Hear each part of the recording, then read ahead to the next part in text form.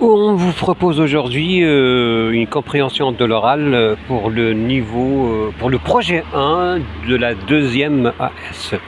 Mais avant d'aborder cette compréhension, je dois mettre le point sur le i, la barre du T, pour ceux qui vous disent dans les commentaires que c'est la même chose en première année et en deuxième année pour les deux projets.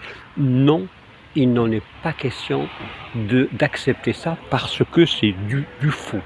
Alors, le projet 1 de première AS, c'est le discours des textes de vulgarisation scientifique. C'est-à-dire, ce sont des textes simples destinés à être accessibles pour tout le monde. C'est des textes de vulgarisation scientifique. Vous vulgarisez, vous l'avez expliqué pour vos élèves, c'est rendre accessible. Moi, je me pose la question, pourquoi nos enseignants ne font pas cette différence?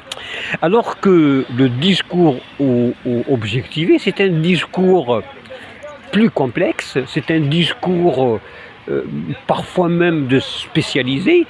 Ce n'est pas à vulgariser parfois, ça parle d'un phénomène, ça parle d'une notion, ça parle d'une technique, ça parle d'une invention, d'une création.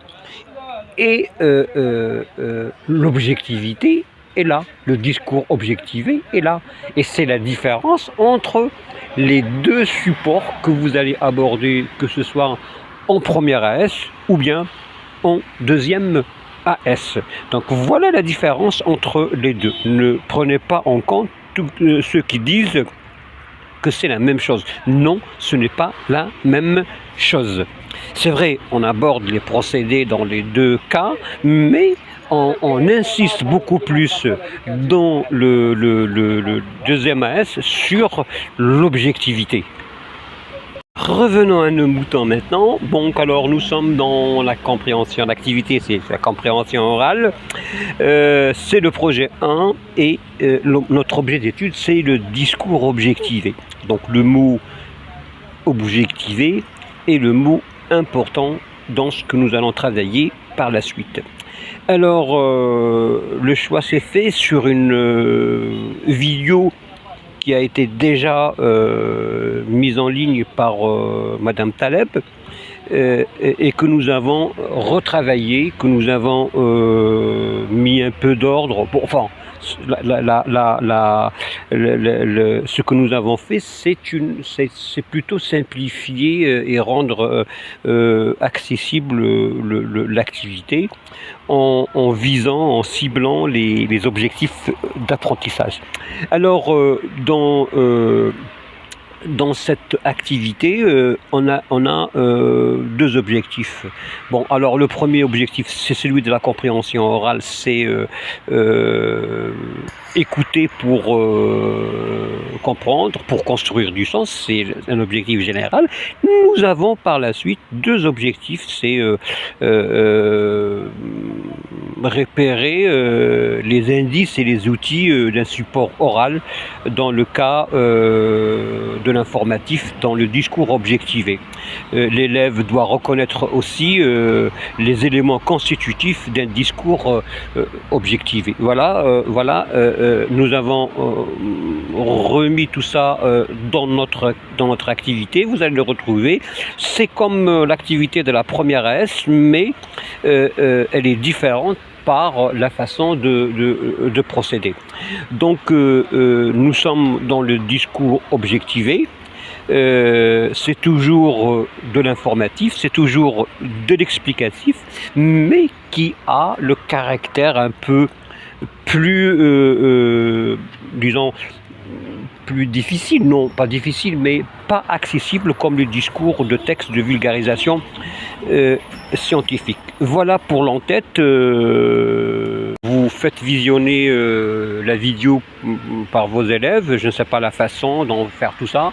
Ne me parlez pas surtout de DV d'intérêt et tout ça, ça ne sert à rien. Les élèves vont regarder, ils vont visionner la vidéo et vous leur posez juste une question. Qu'est-ce qu'elle présente cette vidéo, qu'est-ce qu'elle vous dit, et là les élèves vont émettre des hypothèses de sens. ne cherchez pas midi à 14 heures, ça ne sert à rien de poser beaucoup de questions. Ou bien et pour justement travailler le volume horaire. Donc les élèves vont répondre à la question.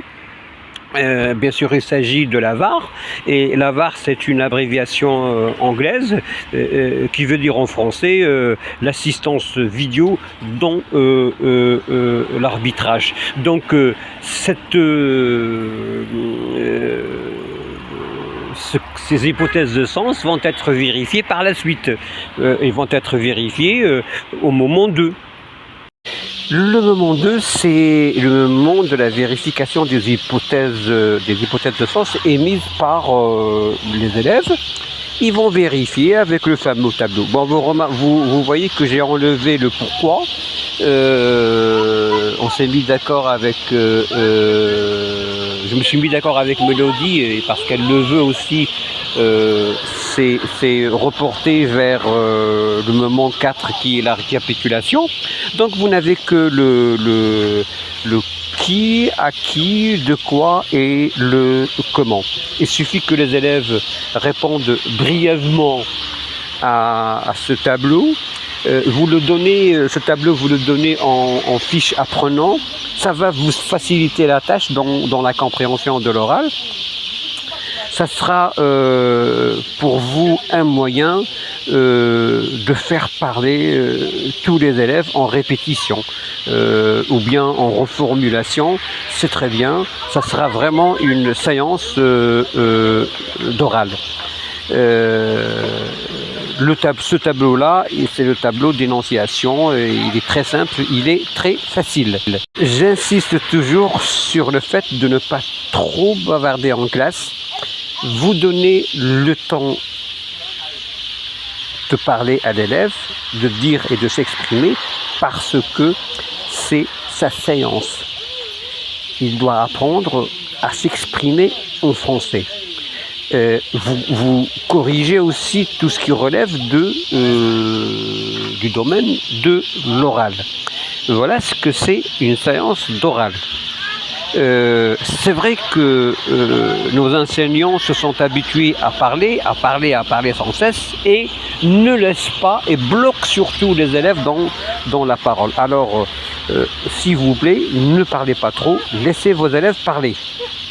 Vous avez ensuite dans le moment 3, qui est la deuxième écoute, une série de questions.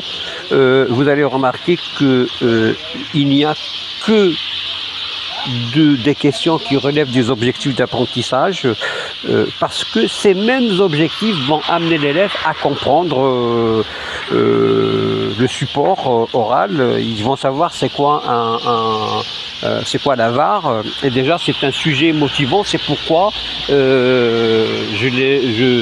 pourquoi on a fait le choix de cette vidéo, parce que ça intéresse les élèves, c'est leur domaine, ça les motive, ça les pousse à parler en classe. Il faut justement choisir des supports motivants.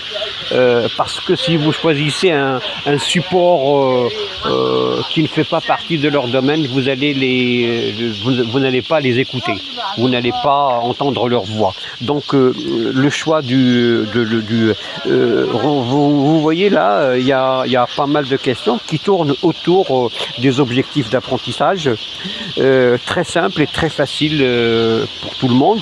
Et pourquoi ils sont simples justement ces questions? Parce que c'est pour permettre à l'élève de vous écouter et de là pouvoir répondre. L'élève capte ce que vous dites et par la suite il répond. Vous avez